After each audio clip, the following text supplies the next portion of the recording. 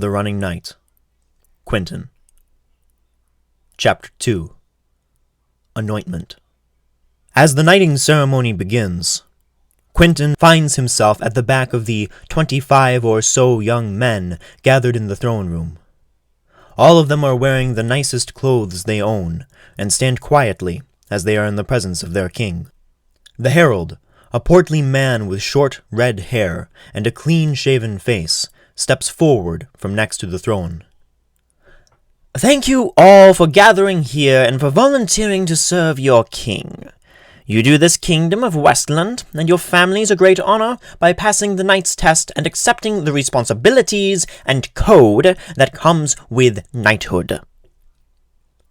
The portly herald paused here, and ran his eyes over the group of young men as he let his words sink in.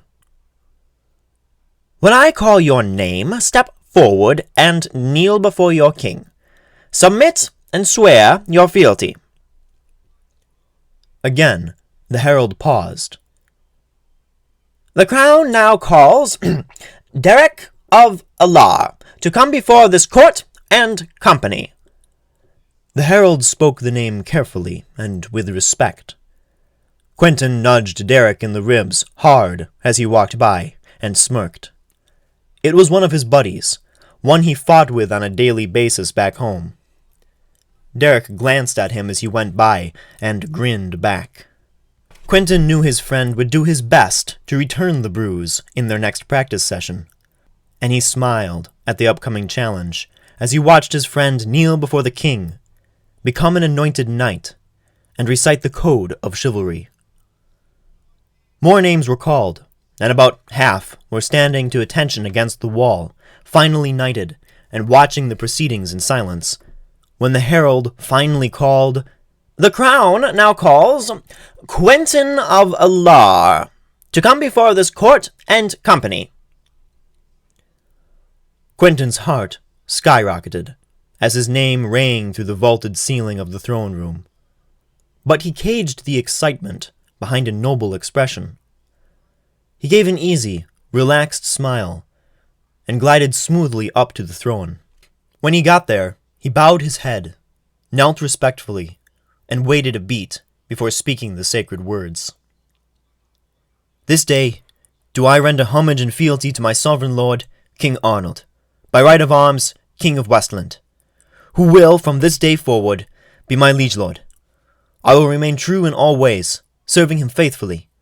This do I swear by my sword and my shield and my honor and by the high ideals which I hold as a knight of this realm. So say I, Quenton of Alar." After he finished speaking the words, Quenton felt a new spark light in his heart. The king stepped forward and spoke. "I accept your homage and fealty, and pledge to you that from this day forward until the end of my reign, you are my liegeman, to whom I give my service faithfully." As King Arnold spoke, he lightly touched the tip of his sword to each of Quenton's shoulders. He then stepped back, and the portly herald spoke again. "You have their majesty's leave to depart." Quenton stood, keeping his head bowed, and hoping no one was noticing the slight shake of his hands. He gave one last bow to the king, then turned, and joined his brothers, who were already knighted. As he walked, the spark blazed inside him, an inferno of excitement. He was a knight, an actual knight, serving his king and country, and every one of his brothers were about to find out just how hard he had worked to get there. He would be undefeated from this day forward. Quenton could not suppress a grin as he took his place among the knighted men. It was a confident grin, full of pride. He had no idea what was waiting for him after the ceremony was over. Quenton was about to find out just how vast the world was, and that he was just a big fish in a little pond. As their final brother was knighted and joined them, the king stepped forward. "You have all sworn your fealty to this crown and to this kingdom. You have done us all a great honor. I thank you." The king seated himself in the great, gilded throne, and the herald stepped forth. Go now, and report to the training grounds. There you will meet your commanding officer and receive your assignments. A young boy, a page, with blonde hair like straw, scurried out from around the dais at a signal from the herald, and guided the knights out the throne room to the training grounds. Quenton left the throne room feeling elated, confident, convinced he was ready for anything. Quenton left the throne room with a large, fiery grin on his face, not even realizing he was smiling.